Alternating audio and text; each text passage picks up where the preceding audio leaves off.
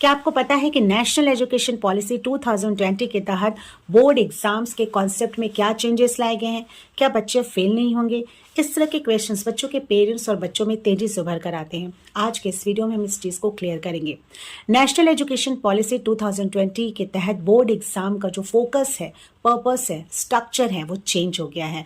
यह कहता है कि एग्जाम का जो उद्देश्य है बच्चों को फेल या पास करना नहीं, बल्कि बच्चों के इम्प्रूवमेंट को देखना है कि उसने लर्निंग कितनी की है, उसने चीज़ों को समझा कितने अच्छे से है, क्या उनकी अंडरस्टैंडिंग लेवल डेवलप हुई है, वो एप्लीकेशन लेवल पे लर्निंग सीख पाए हैं कि नहीं, उनकी थिंकिंग एबिलिटी डेवलप की है कि नहीं।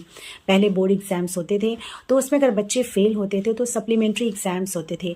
लर्निंग जो थी वो रट्टा लर्निंग थी, थियोरेटिकल क्वेश्चंस आते थे और सबसे इंपॉर्टेंट कि बच्चे फियरफुल रूप में एग्जाम देते थे, स्ट्रेसफुल रहते थे। उन्हें लगता था कि अगर एग्जाम में वो फेल हो गए तो वो साल उनका बर्बाद हो गया। इस तरीके के साइकोलॉजिकल फियरफुल इन्वायरमेंट पूरे फैमिली के अंतर्गत रहती थी। खासकर बच्चे अपने आप को स्वतंत्र रूप से व्यक्त नहीं कर पाते थे एग्जामिनेशन हॉल में।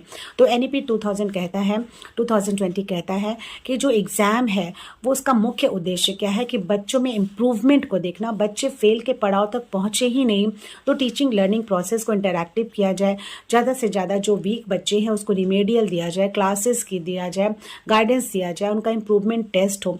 इसके साथ ही जो एग्ज़ाम पैटर्न है उसमें बदलाव किया गया है।